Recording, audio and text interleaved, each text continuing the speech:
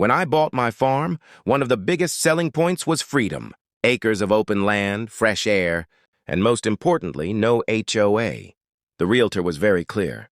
My property sat completely outside the homeowners association boundaries. No rules, no dues, no busybodies telling me what I could or couldn't do. That peace lasted about 3 months.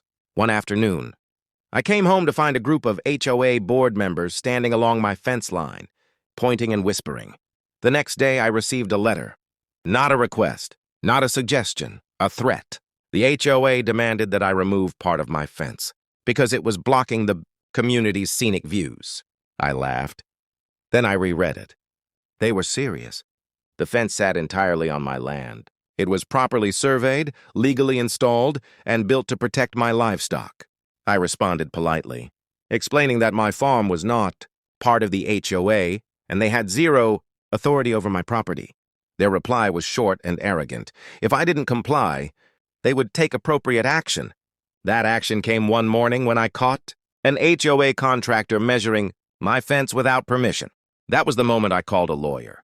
We gathered everything, property surveys, purchase documents, zoning maps, and recorded HOA boundary filings. Within weeks, my attorney sent a cease and desist letter. The HOA ignored it.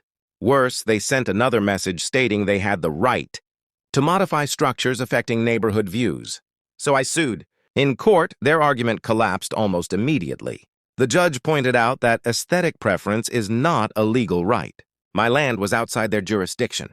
My fence was lawful, and threatening to damage it was trespassing and property interference. The verdict was swift. I won. The HOA was ordered to pay my legal fees and formally acknowledge. They had no authority over my property, ever. They also received a warning that any attempt to touch my fence would result in steep penalties.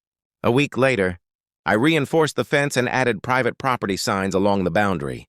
The views they wanted so badly, still there. They just don't get to touch what isn't theirs.